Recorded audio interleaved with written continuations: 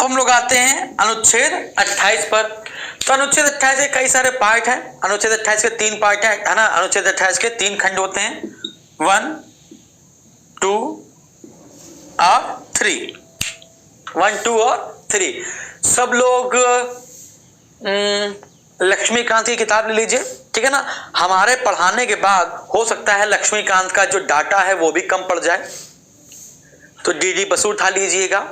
D Basu जब उठा लेंगे तो जो जो बातें हम बोल रहे हैं वो बातें आपको मिल जाएंगी। तो हम लोग जो पॉलिटी पढ़ते हैं बेटा वो डी बसु को उठाकर पढ़ रहे हैं, क्लियर है। तो डी बसु में हर एक केस को बहुत अच्छी तरीके से समझाया गया है, इसलिए मैं आपको अच्छी तरीके से समझा पा रहा हूं, ठीक है ना। तो हम लक्ष्मीकांत को फॉलो नहीं करते हैं, लक्ष्मीकांत को आप लोग फॉलो कीजिएगा।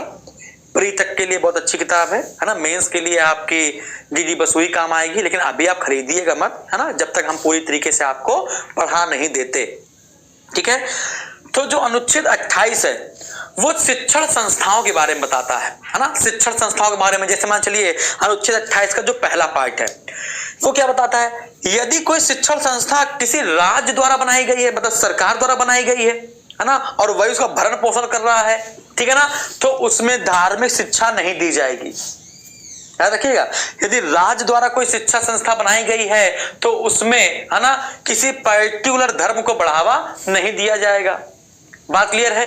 अच्छा, उसमें क्या होगा, यदि वो संस्था किसी ट्रस्ट के द्वारा या किसी व्यक्ति द्वारा स्थापित की गई है और वो चाहता है कि इसी धर्म को बढ़ावा दिया जाए तो उसमें वो धर्म की शिक्षा दी जा सकती है। बात समझ आ रही है बेटा, इतनी बात क्लियर है। तो इसमें अगर राज्य बनाता है तो धार्मिक शिक्षा नहीं दी जाएगी, इसमें कोई व्यक्ति द्वारा स्थापित की जाती है तो धार्मिक शिक्षा बनाई जाएगी, है ना, अगर वो चाहे तो। क्लियर है भाई, बताओ यहां तक बात समझ में आ रही है। आगे बढ़ा जाए, चलिए। ये तीसरा क्या बताता है, यदि बताता किसी व्यक्ति का राज्य से मान्यता प्राप्त हो कोई संस्था, या राज्य के कोष से पैसा आ रहा हो उस संस्था को चलाने में, है ना, यदि राज्य उसमें शामिल है ना, कि राज्य से थोड़ा पैसा आ जा रहा है तो हमारी संस्था चल जा रही है, क्लियर है। और इस संस्था में धर्म की कोई पर्टिकुलर धार्मिक शिक्षा दी जा रही है, जैसे मान चलो कि वेद पुराण पढ़ाए जा रहे हैं और कोई इस्लाम धर्म का व्यक्ति उसको नहीं पढ़ना चाहता है तो उसको विवश नहीं किया जाएगा, है ना, कि इस लेक्चर को आप अटेंड करोगे अन्यथा मैं आपका एडमिशन कैंसिल कर दूंगा। तो आप किसी को ऐसा विवश नहीं करेंगे बेटा। बात समझ आ रही है, क्लियर है, डन।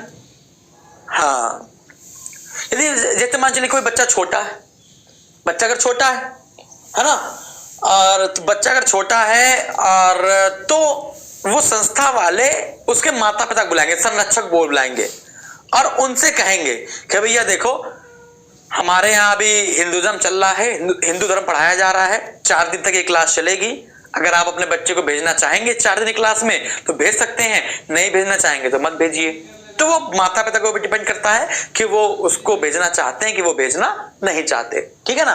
तो ऐसा आर्टिकल 21 का पार्ट 1, पार्ट 2 और पार्ट 3, राज्य द्वारा पोषित धार्मिक शिक्षा नहीं दी जाएगी, किसी ट्रस्ट द्वारा पोषित अगर वो चाहते तो दी जाएगी, अगर आप राज्य सरकार से थोड़ी सी सहायता ले रहे हैं, है ना, तो फिर ऐसा हो सकता है जैसे हमने आपको बताया, क्लियर है।